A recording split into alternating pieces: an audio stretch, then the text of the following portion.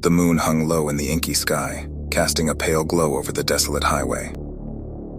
Amy and David were driving through a remote stretch of road, seeking a weekend getaway far from the city's chaos. The wind whispered through the tall trees that lined the road, and the radio crackled with static, its signal swallowed by the dense woods. Their laughter and chatter filled the car, but an underlying unease gripped their hearts as they journeyed deeper into the night. As they rounded a bend, a flicker of light caught David's eye in the rearview mirror. At first, he dismissed it as a trick of the imagination, but a second glance made his stomach twist. A strange, luminous shape hovered just above the tree line, its edges hazy and undefined. He swallowed hard, a cold prickle racing down his spine. "Amy, look," David said, his voice quivering slightly.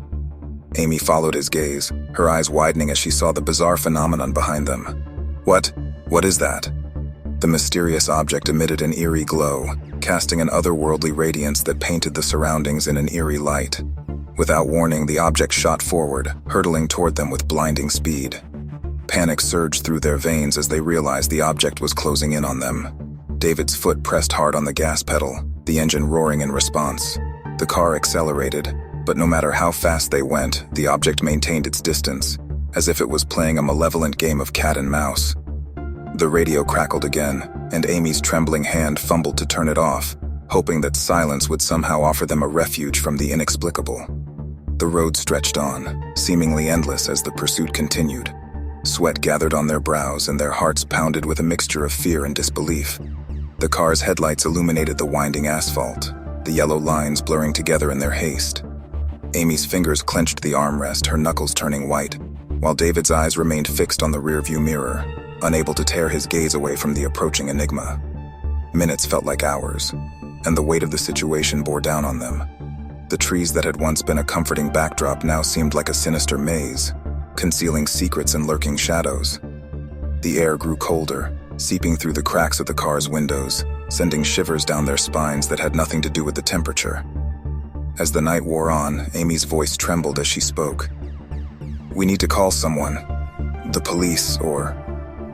David nodded, his fingers fumbling to retrieve his phone. But as he dialed, the device emitted a piercing screech, its screen flickering with static before going completely black. Their attempts at communication were thwarted, leaving them isolated and vulnerable on the desolate road. Desperation fueled their actions.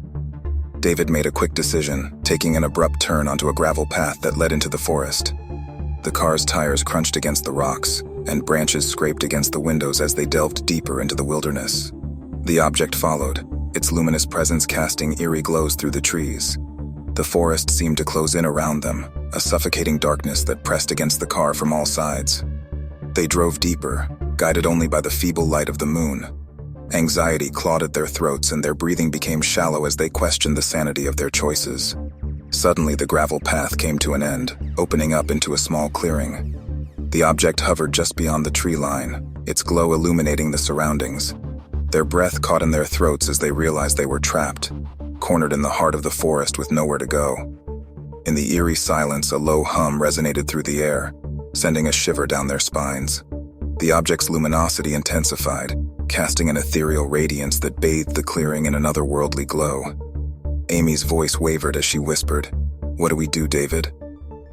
David's grip on the steering wheel tightened, his heart racing as he gazed at the enigmatic presence before them. "I don't know, Amy. I don't know." Just as a sense of hopelessness began to take hold, the object suddenly ascended, shooting skyward with blinding speed.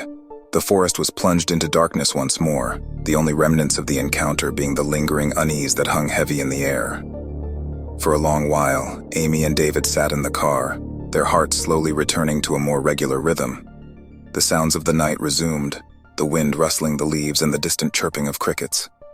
With a shaky breath, David turned the key in the ignition, and the car's engine roared to life.